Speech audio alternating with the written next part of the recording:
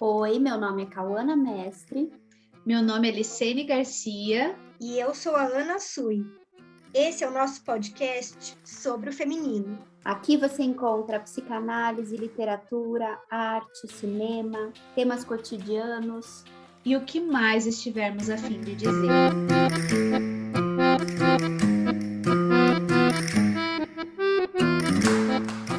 Natália, que prazer ter você com a gente. Nossa, estou muito feliz de te ter aqui. Muito obrigada por ter aceitado o nosso convite. Nossa, eu que agradeço esse super convite de estar aqui com essas 3 mulheres maravilhosas. É um imenso prazer. Agradeço muito. E aqui você tem 3 fãs do Copo Vazio, viu? Sim. Ai, Leitoras vorazes, né? Sim. Um dia terminamos. Sim. que Natália e delícia! Mirella. Que delícia! E aí eu queria começar te perguntando, que é uma curiosidade minha, muito porque eu tenho muita curiosidade, assim, sempre, de saber do processo criativo. Eu sou apaixonada por tentar seguir, assim, o nascimento de alguma coisa, sabe? Como as coisas nascem, como elas surgem, de onde elas vêm. Então, eu queria que você contasse um pouquinho de como surgiu a Mirella. De onde veio a Mirella? Para responder essa pergunta, eu vou contar primeiro da diferença do meu jeito de responder essa pergunta, porque acho que isso também vai dizer sobre mim e sobre a clínica e sobre as mulheres, talvez, né? A primeira vez que eu fui responder essa pergunta foi na primeira entrevista que eu fiz sobre o Copo Vazio. Foi antes do livro ser lançado, em janeiro, saiu na Cult, essa revista, e quem fez essa entrevista, e quem fez a entrevista foi a Fabiane Seques. E eu estava super defendida, né? A primeira vez, né, que eu estava falando do livro, o livro nem tinha, enfim, ido para o mundo, não tinha nascido. E aí eu respondi dizendo que o Copo Vazio, ele tinha a ideia do Copo Vazio, a Mirella, né, essa personagem que é o centro, né, do Copo Vazio, que é quem move o livro, que é quase uma narradora, mas não é, enfim, né, é uma narradora em terceira pessoa, mas é muito comum se confundir, falar a Mirella narradora, né, como se fosse ela, né, que tivesse, como se fosse ela que estivesse narrando. Mas eu respondi que tinha sido a percepção de uma recorrência na minha experiência clínica de uma situação parecida. Mas, na verdade, isso também é verdade, porque isso também me deu, me incentivou a escrever o livro, né, a continuar a insistir nele, porque eu precisei insistir nele, porque ele foi recusado 2 vezes. E, inclusive pela Todavia, ele foi recusado, inclusive pela Todavia. Depois foi aceito. Depois eu conto para vocês.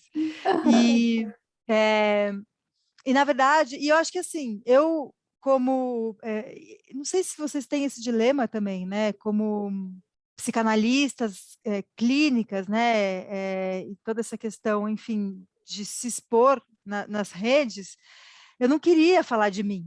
Né? Eu tinha medo, eu acho que até hoje é um dilema para mim, né? O que expor, o que não expor, o que dizer, como vai ser para os meus pacientes escutar tal coisa, saber tal coisa, e depois posso contar uma experiência também que eu tive com uma paciente que leu o livro e que escutou uma entrevista minha na Óbvios, acho que virou podcast, né? Foi o Clube do Livro que virou podcast, e ela falou, nossa, eu fiquei tão feliz de saber que você escutou um ghost, que você sofreu um ghost.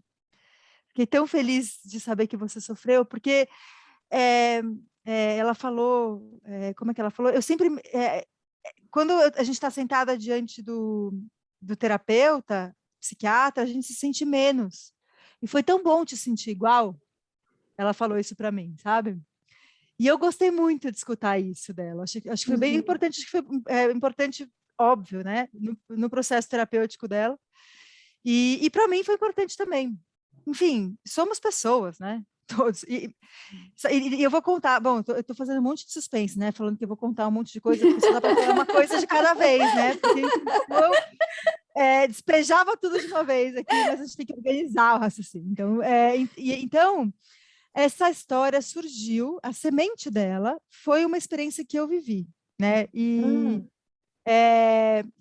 Foi em 2013, eu não sabia que se chamava ghosting, mas eu saí com o cara por um tempo e ele sumiu, e foi horrível. E foi uma coisa, assim, absurda, e eu falei, gente, o que está acontecendo, né? E aí, um pouco depois, 2 anos depois, eu estava fazendo a pós-graduação em formação de escritores do Vera, do Instituto Veracruz.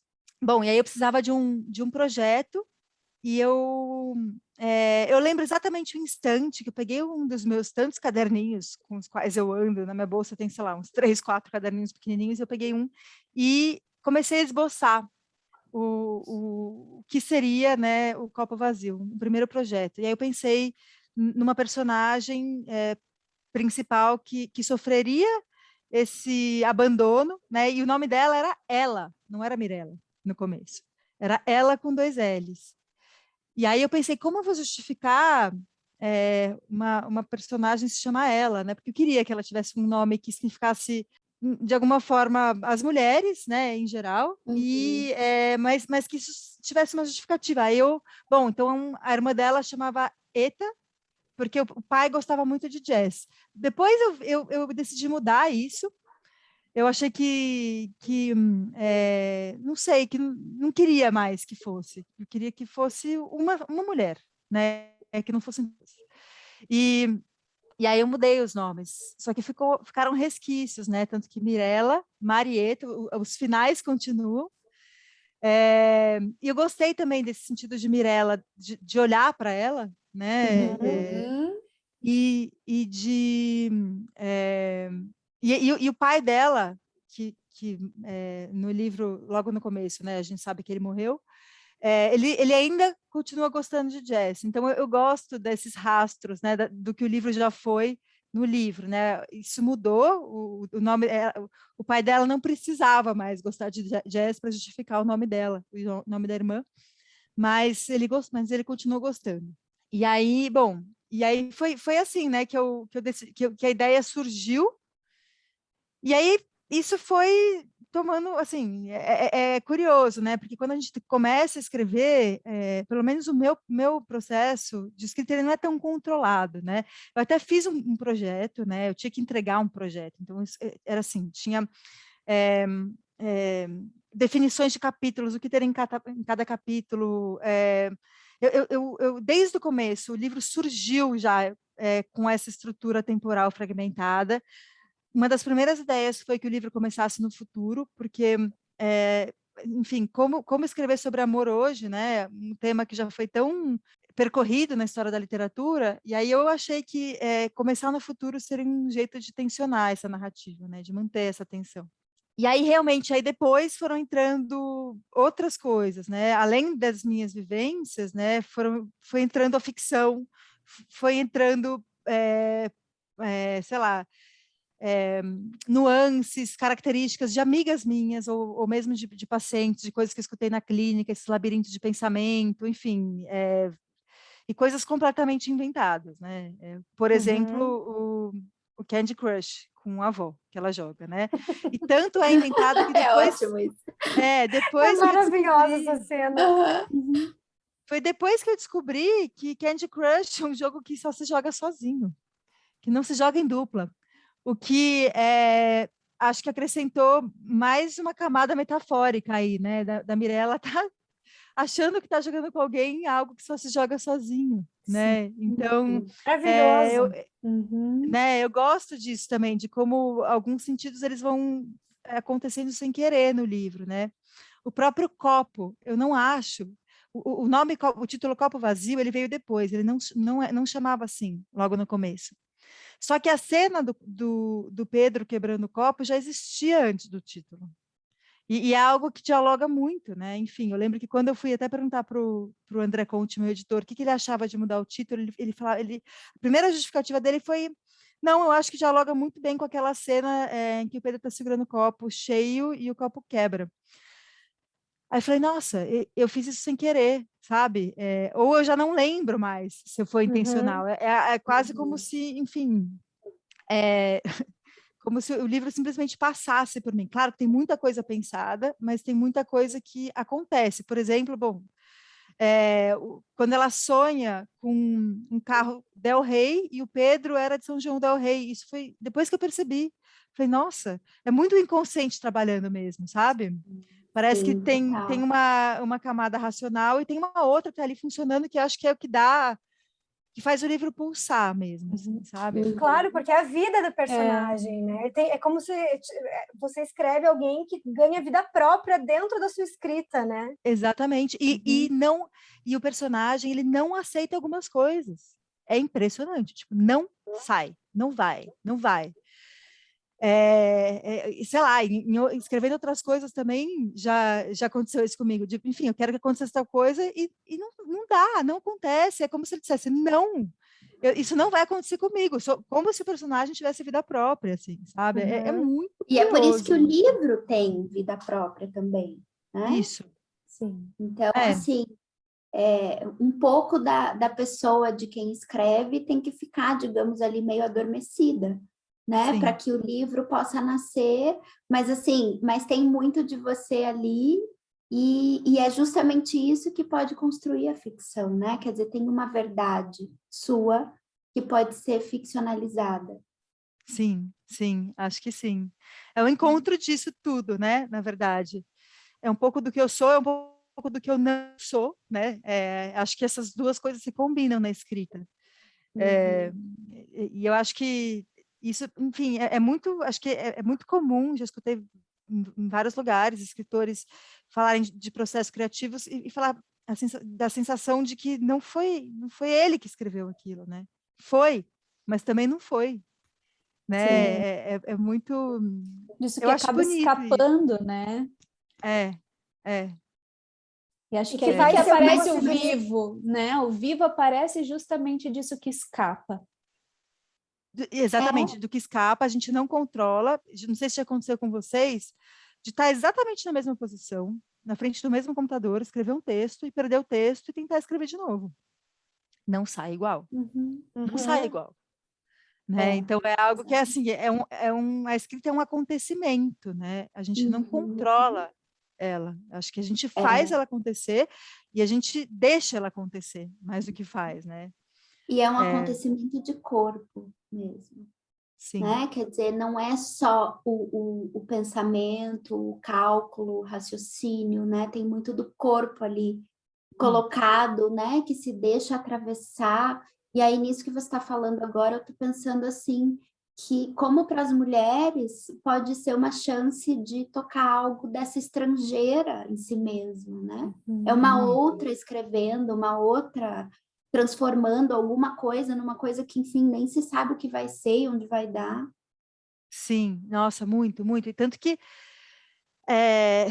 tem uma certa suspensão do tempo, pelo menos quando eu estou escrevendo, né? O tempo voa. Quando eu entro na escrita, porque nem sempre acontece, às vezes eu tento entrar e não consigo, enfim, eu não consigo escrever todos os dias, né? Então, sei lá, às vezes quando eu tenho textos para escrever, isso acontece até assim, com texto de crítica literária, com texto acadêmico, acontece com escrever, em geral, não necessariamente ficção, para mim.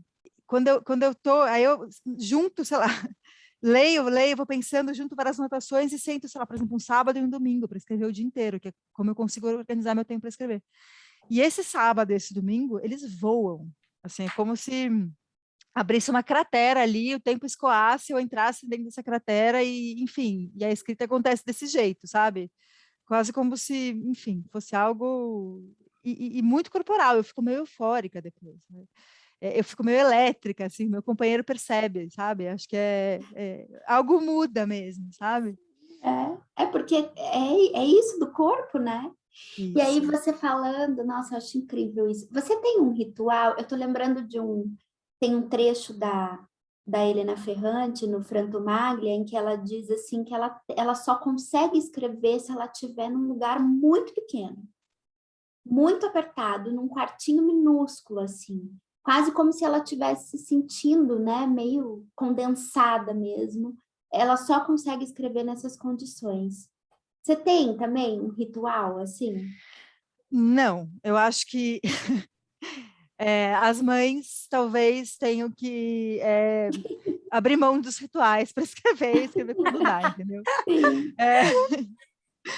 E assim, eu consigo escrever, lógico, vocês estão me vendo no meu lugar preferido para escrever, que é aqui na minha salinha do consultório, com até aqui na frente do computador, que era o computador do meu pai, e que tem todo um significado, né, importante para mim, e é uma tela grandona, assim, sabe? Então, e é super confortável escrever aqui.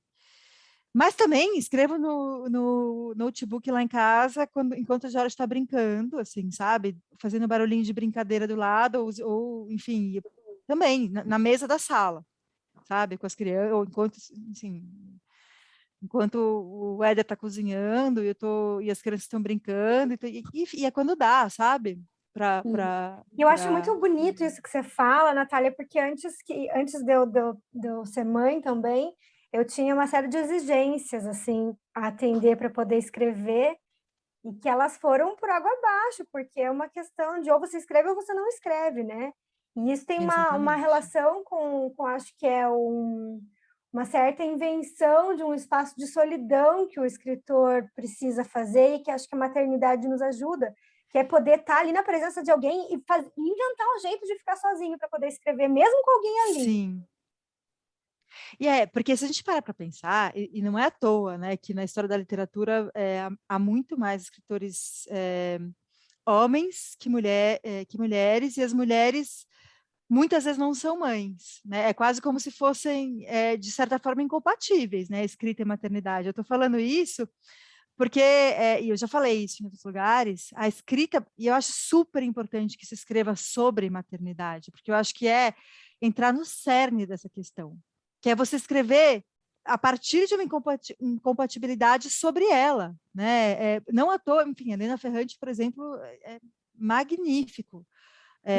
O jeito que ela escreve disso, dessa inconciliação, né? Do tempo, que assim, é de tempo, precisa de tempo para escrever, e a criança exige o tempo, e quando você está escrevendo, você não está cuidando dos seus filhos. Então, a escrita sobre maternidade é uma escrita culpada em si, assim, né? Porque ela já o fruto dela é você não estar cuidando dos filhos, e eu, pelo menos, sinto culpa. Eu sinto culpa o tempo todo, né? Mas, nesse caso, sinto muita também, porque, enfim, é isso, estou escrevendo sobre eles, mas não estou com eles, né? Não estou com eles, estou abrindo mão de estar com eles, e é importante abrir mão. Acho que é bom para mim e para eles, né? Mas parece que essa escrita ela jorra a partir desse buraco, dessa culpa, sabe? A escrita sobre a maternidade. Eu vejo assim, né? Pelo menos para mim. Precisa ter um vazio, assim. Né?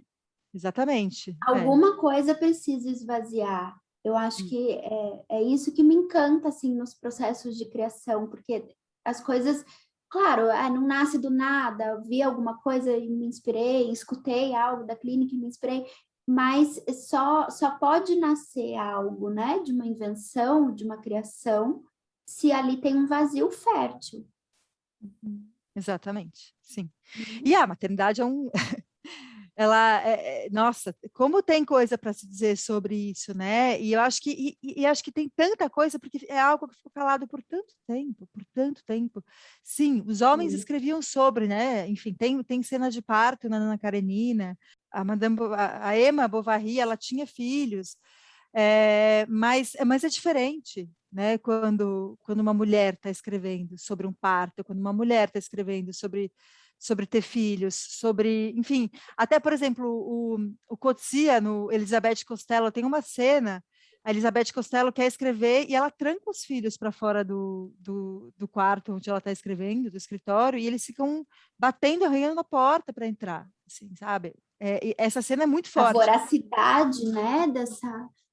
Sim, quer dizer, aí é a voracidade da maternidade mesmo. Exatamente, mas foi uma cena escrita por um homem também, né?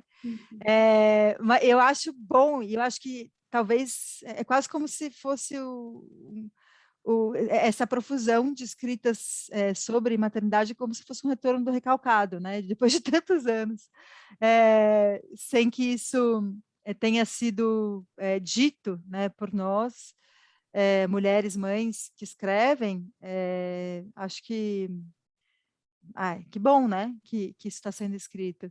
E, por outro lado, por exemplo, eu estudo a Helena Ferrante e o Karl Ove Knausgaard no doutorado, que o Knausgaard é um escritor norueguês que escreve sobre paternidade, ele é o primeiro a fazer isso. Por quê? Porque ele, antes da nossa geração, os homens praticamente não cuidavam dos filhos. Né? Isso era um trabalho invisibilizado das mulheres. Então, é curiosa a diferença de tratamento, né, da Ferrante e do Knausgaard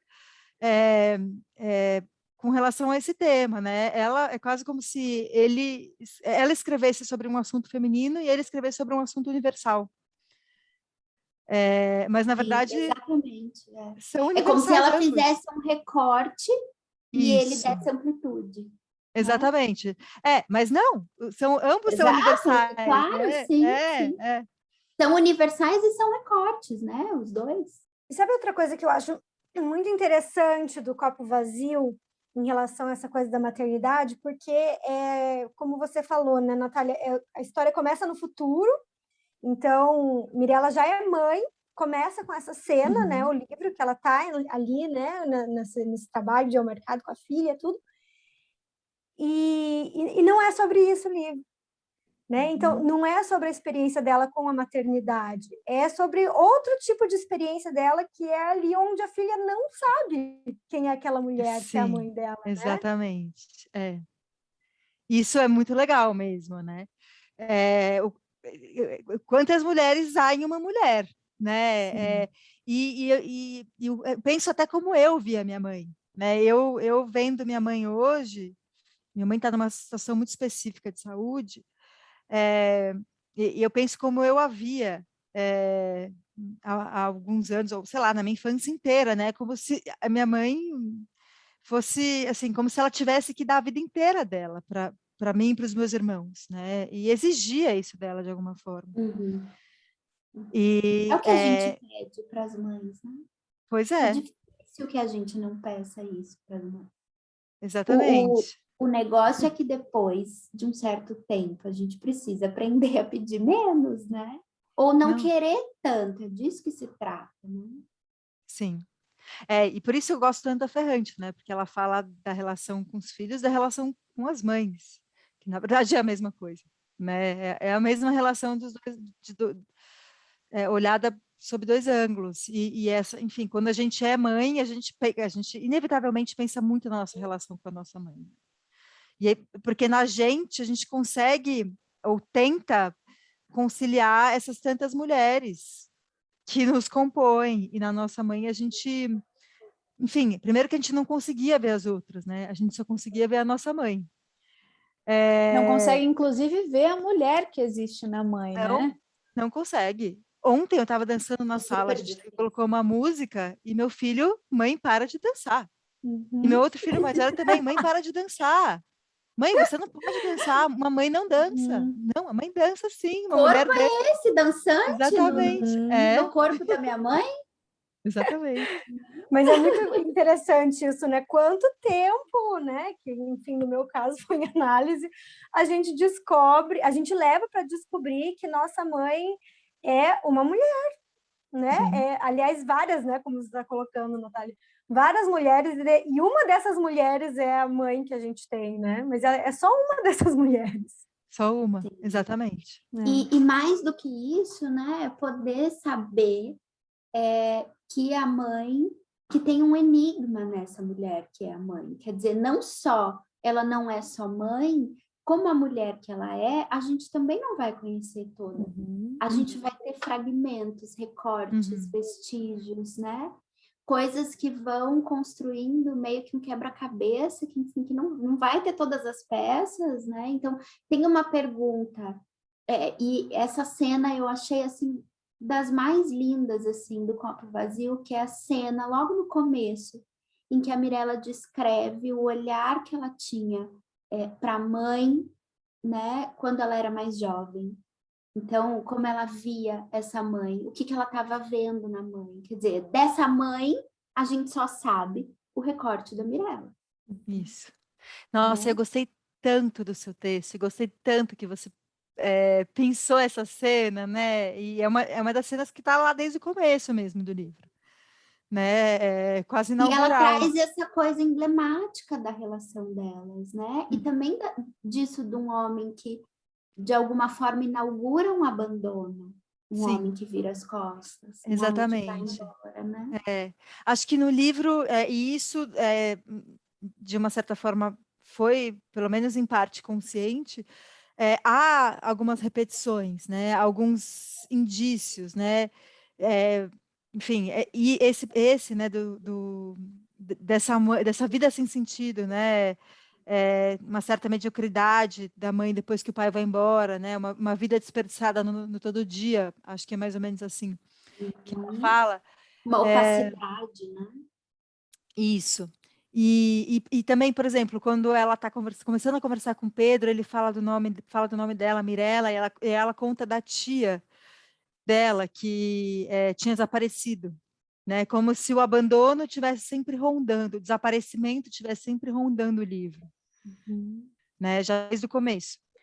E outras, né? Outros, por exemplo, quando ela mesma fala para o Pedro, você é um abandonador de pessoas mesmo, quando eles estão conversando sobre o doutorado dele, a defesa de tese, ele dizendo que não ia ninguém, porque ele não fazia questão de na defesa dos outros. Então, é quase como, assim, tá tudo dado, né? Tá tudo armado ali, mas ela escolhe não ver, né? Ela escolhe viver aquela história que é quase como uma invenção, né, dela. Ela queria viver, ela queria tanto viver que ela passou por cima de sinais, de indícios, de percepções dela, em nome desse desejo que, em parte, é muito legítimo, mas, em parte, também é inventado, né? Eu acho que a gente também, eu não sei o quanto tem de... É que eu tô exatamente com essa parte que você está se referindo, Ah, Abel, no livro. Deixa eu ler esse trecho. lê, Ele por diz favor. assim, o Pedro dizendo então, né? Eu também vejo pouco meus amigos, mas também, morando longe, não tem como. Eu fui fazendo uma turma de amigos em cada lugar e tive que ir deixando para trás, pelas circunstâncias da vida. Aí a Mirella diz, um abandonador de pessoas mesmo. E eles tentam correr atrás de mim, mas nunca alcançam, Pedro diz, com um tom que Mirella tenta vasculhar em busca de alguma ironia. É sério? Que maldoso. Não é de propósito, não. A vida vai andando e eu estou em outro lugar, bem que eu queria assentar. E aí ela diz, mas você até que cultiva suas amizades pensando bem, vira e mexe vai visitar, está vendo?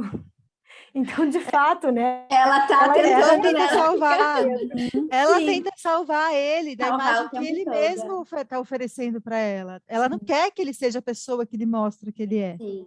Né? E ela vai construindo esse... Ela é mais apaixonada pela fantasia dela do que propriamente Exatamente. pelo Muito Pedro, mais. né? Então é isso. Ela costura uma roupa para ele, né? Cheia de detalhes e toda calculadinha e, enfim, ela fica tentando fazer com que ele vista, né? Sim, e acho que a paixão... Bom, paixão é muito, né, de projeção, né? Acho que a paixão... Tanto que eu costumo dizer, o estado de apaixonamento ele é incompatível com a vida. A gente não consegue viver... É insuportável, né? Não dá. Não dá... mas, ao mesmo tempo, ele tem uma força que eu acho que é uma força necessária para a gente mudar algumas coisas na vida. Por exemplo, o casamento, né? Outro dia eu estava pensando nisso. Se a gente parar para pensar, o casamento é uma, enfim, é um disparate, assim, né? É um delírio.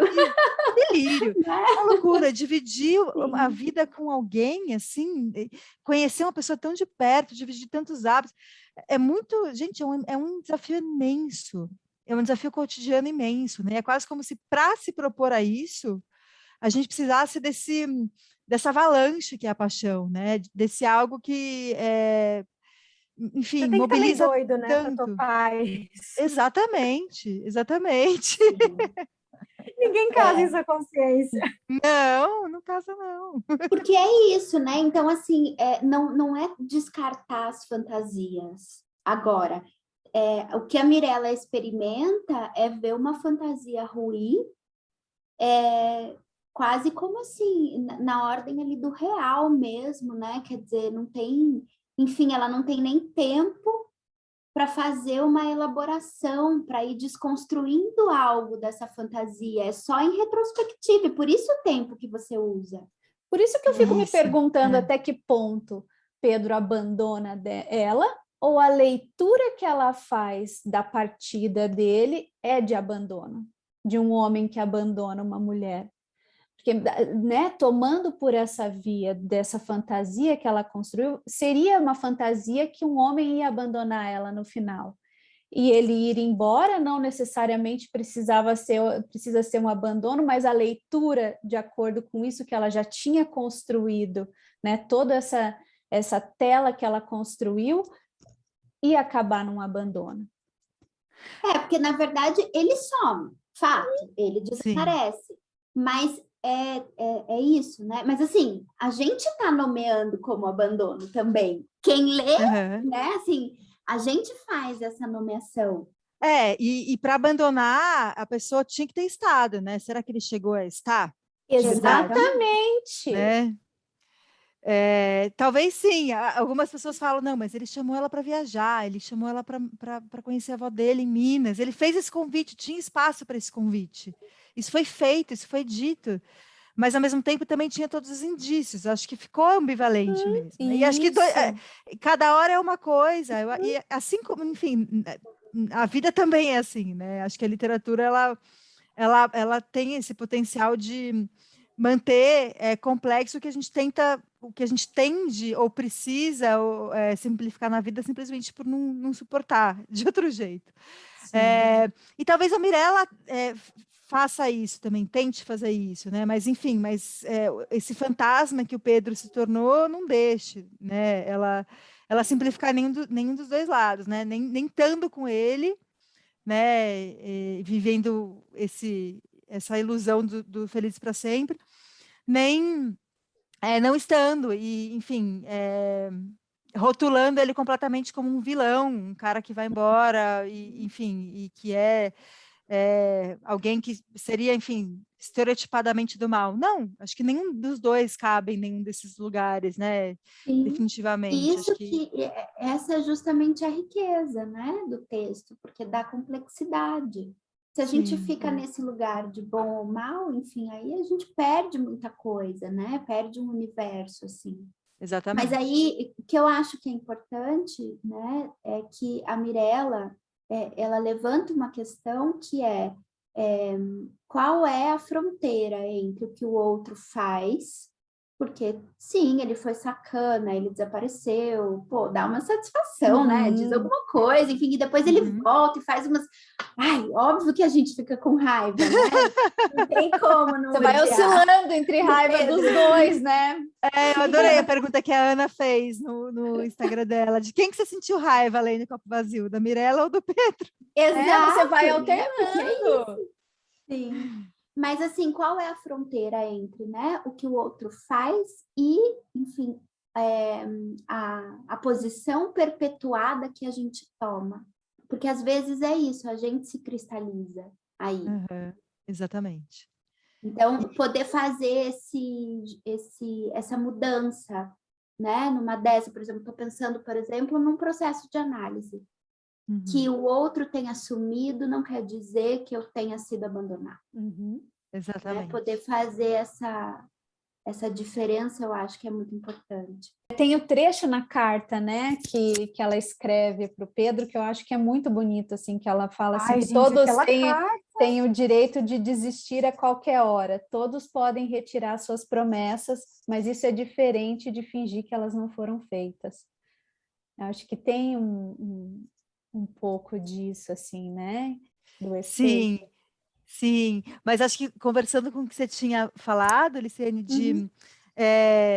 dela meio que já supor que ele, ou construir essa história, né, de abandono, é quase como se, bom, ela ficou apegada a essa busca do Pedro, né, como se estar em busca constantemente fosse um jeito de tê-lo também, dele continuar, né, dele continuar presente, dele e dele nunca, e dela poder continuar desejando, sempre, né, e tá alimentada de alguma forma por esse, enfim, por esse manancial de desejo que é a ausência do Pedro, né, enfim, acho que ela fica nesse lugar também, como a Cauana falou, cristalizado também, né? Isso. E que saída linda ela encontra, né?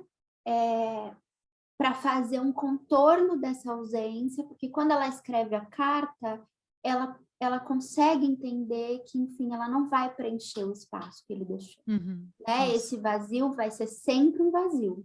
Tanto que a gente começa sabendo que para ela ainda é um vazio. Depois que você vai voltar no começo e vai, nossa, né? Quer dizer, ainda está esvaziado o lugar do Pedro, enfim, nunca vai ser preenchido.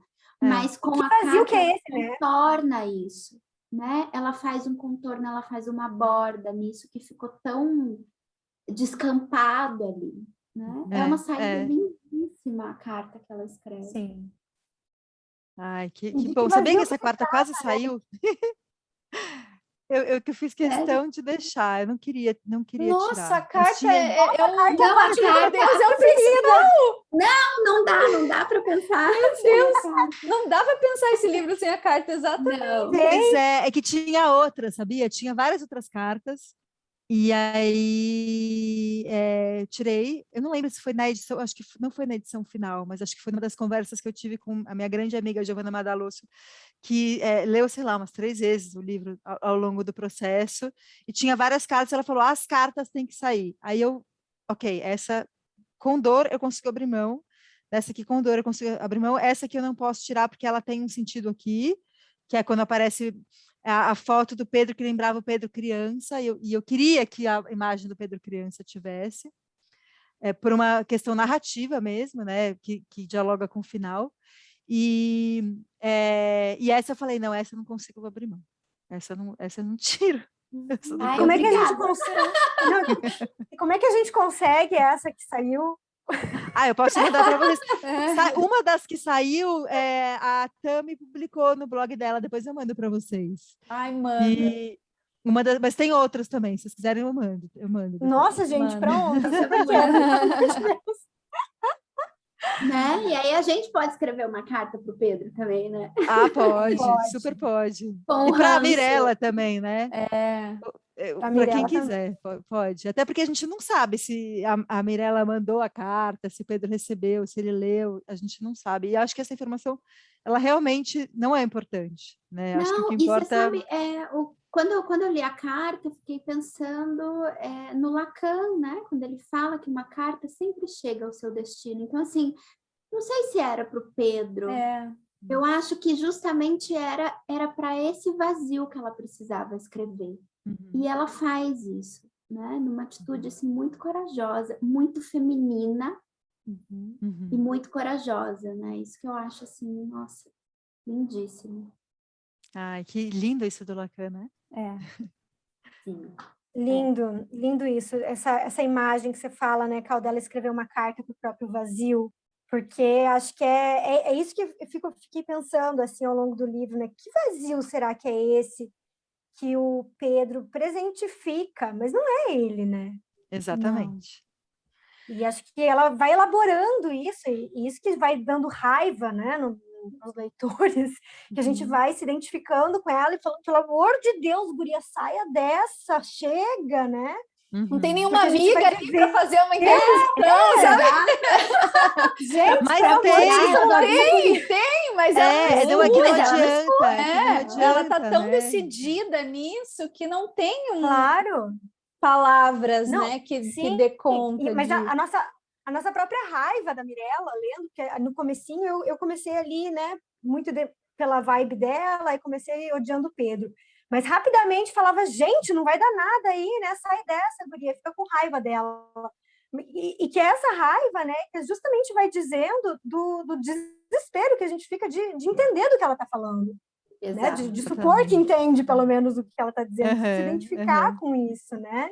E é um mal-estar corporal, né? Que você vai sentindo. É isso. Nossa, é só quem gente, já passou. Quente, assim, porque assim, é isso, porque traz justamente notícias de algo que você já experimentou, né? Então você vai ficando tocada por isso, porque é uma experiência de corpo mesmo. Sim. Exatamente, por isso que esse livro diz respeito a muitas histórias, né? Eu acho que esse livro é um abraço, assim, né? Porque ao mesmo tempo que dá muita raiva, é um abraço, porque, nossa, o que a gente vê do quanto isso acontece, né? Eu sempre estou recomendando o seu livro no meu Instagram, porque eu recebo um monte de mensagens da galera falando do quanto esses ghostings acontecem e desses outros que desaparecem e que dão notícias desse vazio, que fazem parecer que é referente a esse outro que desapareceu, mas que é muito anterior a esse vazio. Exatamente, né? exatamente. É quase como se esse sumiço repentino, ele faz com que esse vazio que não, eu não acho nem que a gente tem esse vazio, acho que a gente é esse vazio. E é quase como se ele ficasse em carne viva, né? Ele ficasse latejante quando ele é uma experiência que se atualiza, se reatualiza, né? Essa experiência desse vazio tão doloroso, quase assim, quase como se fosse uma inflamação, né? A Mirella fala. E eu acho que isso que ela vive quando o Pedro vai embora, eu acho que a gente, né, mulheres, não só mulheres, homens também, a gente tem vivido isso, não nessa situação específica do ghost, do abandono, mas, por exemplo, eu percebo ecos disso quando uma paciente me fala, nossa, mas eu escrevi para ele, sei lá, às 2 da tarde e até às 6 ele não tinha me respondido. 4 horas. Assim, é outra dimensão, mas é o mesmo sentimento, é o mesmo, é o eco disso, né? Dessa espera. É o eco do silêncio, né? Isso. Do silêncio do outro, enfim, dessa palavra que não chega. E quando o interessante é notar que quando a palavra chega, não é essa. Porque não tem palavra exata. Exatamente. Né? E isso também diz o nosso tempo, porque se a gente pensa, por exemplo, sei lá, 200 anos, ou nem só 200 anos, quando a gente era criança, as cartas demoravam semanas para chegar. Sim. E agora, a mensagem tem que ser respondida imediatamente, senão quer dizer que ele não está te colocando no centro da vida dele. E talvez não esteja mesmo, e que bom, né, que não está. E não precisa colocar, sabe? Mas é como se isso fosse uma dor que, se a gente parar para pensar, passa, sei lá, 2, 3 dias, você olha e fala assim, nossa, mas por que doeu tanto? Mas na hora doeu, né? Enfim, eu vejo, acho que vocês também devem lidar com isso cotidianamente, né? Mas acho que tem muito a ver com esse imediatismo, com essa necessidade de resposta imediata, e que a gente tem, sei lá, alguém me responde, nossa, desculpa desculpa a demora para responder 3 horas depois, gente, mas que demora é essa? Não demorou, 3 horas não é demorar, né? Não precisa ser na mesma hora. A gente perdeu o tempo. A gente perdeu a dimensão do tempo, né? Da passagem, da espera, e do voltar para outra coisa. Não sei, eu acho que isso tem que ser, com certeza, a internet que está fazendo essa mudança na velocidade, e eu acho que a gente ainda precisa olhar para isso de um jeito muito atento, assim, sabe? Para entender o que isso causa na gente também. E a espera e também, né, a gente voltar ou, enfim, começar a acolher os equívocos, né? Porque é isso, assim, não tem 2 mais 2 são 4. Eu acho que o final do copo vazio, o sentimento que eu tive é assim, bom, às vezes a gente precisa se dar conta de que tem parcerias amorosas que são impossíveis. E tem parcerias amorosas que são possíveis.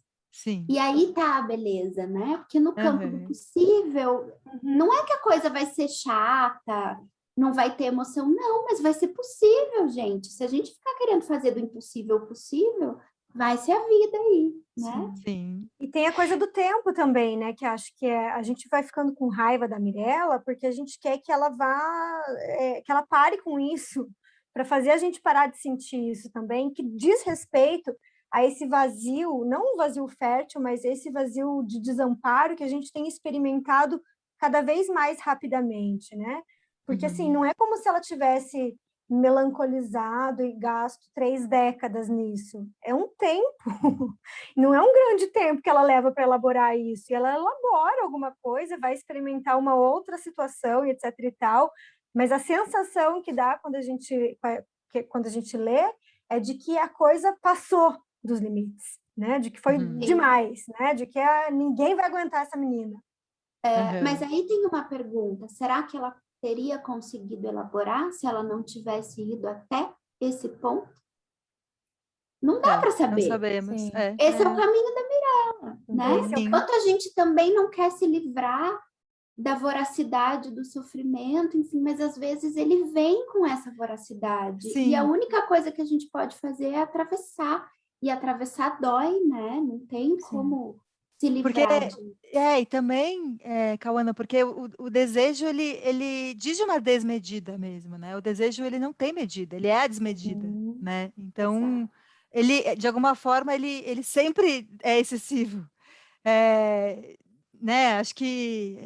Eu acho que é isso, a gente precisa acolher, e o certo e errado não é o melhor parâmetro para lidar com algo que não é da ordem do racional, né? Enfim, é o desejo. Então, isso está certo, isso está errado? Não, isso existe, né? Acho que e a gente vê muito na clínica, né? Essa pergunta: será que eu posso fazer isso? Será que eu devo fazer? Mas espera aí, né? E o que é claro? Eu não acho que o desejo seja um imperativo, né? Eu não acho que a gente tem que realizar todo o nosso desejo. Isso nem seria possível, né? Isso nem seria viável. A gente que, enfim, provavelmente não estaríamos vivos. E poderia ser catastrófico, né? Catastrófico, exatamente. Mas acho que pelo menos poder acolher ou sentir sem atuá-lo, né? O desejo, porque, enfim, é quase como se fosse um tudo ou nada. Ou eu não sinto, ou eu atuo. Não é assim, né? Essas não são as únicas opções, e essas opções não são nem as mais fáceis, nem as melhores, né? Enfim. Mas acho que é um enorme dilema sempre, né? O que fazer com desejo. Tá, mas deixa eu comentar outra coisa, porque a gente fica muito presa no dilema da Mirella e do Pedro. Mas o que ela faz com o Caio, gente? Pelo amor de Deus! Tadinho, né? Tem gente preocupando do Caio. Eu fiquei com pena do Caio. Eu falei, não, eu não tô acreditando que você tá fazendo isso. Pena do Caio. Me deixa te defender. O quê? Não, tive. Porque, eu não sei, eu acho que ele estava ali disposto a ficar, mas aí que tá, a imagem que eu fiquei foi justamente essa, era alguém que estava disposto a ficar e ela fez de tudo para ele ir embora. Mas ele não foi. Então... O Caio foi. Do começo, o Caio do começo, é verdade. O Caio daquela cena depois da análise, né? Não, eu tô pensando no final. Não. O Rui. O Rui fica. Porque a imagem que eu fico do Rui é que ele tá divertido das coisas. E ele toma decisão. E eu quis que... É engraçado como os nomes vêm, nomes de personagem, mas eu quis que o Rui se chamasse Rui porque eu queria... Porque ele não Rui. Não, porque ele não Rui, mas eu queria que tivesse ali essa possibilidade dele Rui o tempo todo, sabe? Ele não Rui, mas ele é o Rui. Mas ele é Rui. Ele não Rui. E assim, o livro termina, né? Não sabemos se Rui ou não Rui. Exatamente. Isso. E isso, nossa, essa experiência foi maravilhosa para mim, assim. Foi tão incrível começar, né, o processo da leitura, que foi muito rápido, foi bem nessa voracidade da Mirella, nessa coisa bem desmedida mesmo, mas assim, como é bom terminar, né? Porque é disso também que o livro trata. Às vezes a gente precisa terminar as coisas, né? Algumas coisas acabam, enfim, né? Essa coisa do eterno, né? Porque tem isso, né, da volatilidade, né, da paixão, da fantasia, bom, mas algumas coisas precisam terminar. Uhum. Né? A gente não sabe por quê e talvez a gente nunca vai saber. Mas Sim. algumas coisas precisam ter um fim. Sim. Né? É, E isso apazigua um pouco, você termina e fala, Uhum. ufa, né? Não desapareci. Não desapareci, Sim. exato. Gente, bom, a gente ficaria aqui até meia-noite, né? Sem Ficaríamos, dúvidas. que Com delícia. certeza. Mas, né, algumas coisas precisam Não acabar. acabar. Precisamos. Natália, muito, muito obrigada. Foi um prazer conversar com você. Quem sabe a gente não repete isso, né? Ah, Foi uma conversa tão Sim. gostosa. Eu volto. Eu Tem que muitas agradeço. camadas para a gente conversar, né? Então tem Sim. outro convite já feito aqui para todo Já está mundo. aceito. Já está aceito. Obrigada, Natália. Beijo, Natália. Obrigada a vocês. Um Parabéns beijo. por esse livro lindo. Obrigada, gente. Obrigada. Beijo. Um prazer Beijo. enorme conhecer vocês assim, com gestos e voz. Todo nosso.